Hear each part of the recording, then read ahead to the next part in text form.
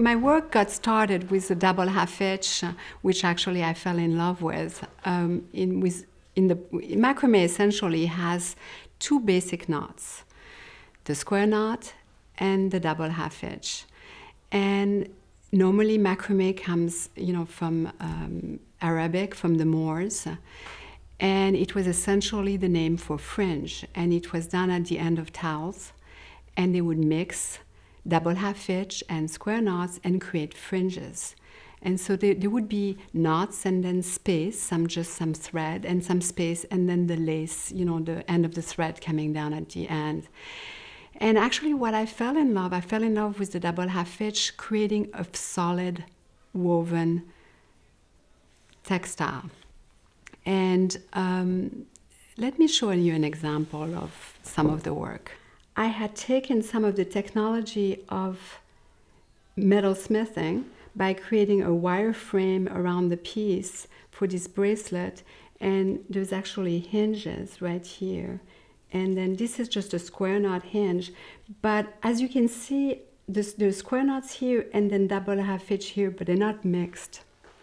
And that's kind of what became kind of my work became really, essentially if I worked with double half hitch, that's all I would work with. And then there's also a wire frame around the gemstone to hold the piece in place. And I actually wore this bracelet for many, many years. I haven't worn it for a while because it got slightly damaged around the edge and I haven't repaired it.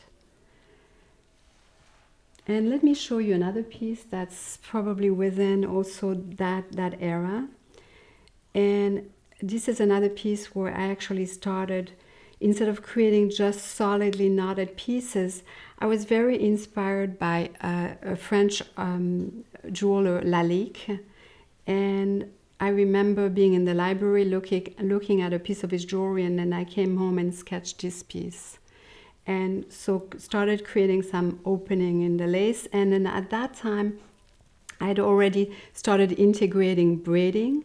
And this is hand braiding right here around the piece. And then also some parts of nautical knotting right there. That you can see there's a Turk head.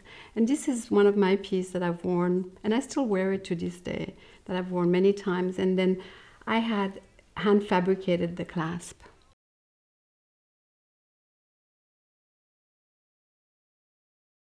And so I kind of decided I would just switch my work around, and I started doing crafts fair. But I would take my work in crafts fair, and at that time my cheapest piece was a pair of earrings for $70, and a necklace was probably starting at $250. And it was very difficult to sell in a crafts fair something as specialized as what I was doing to the general public.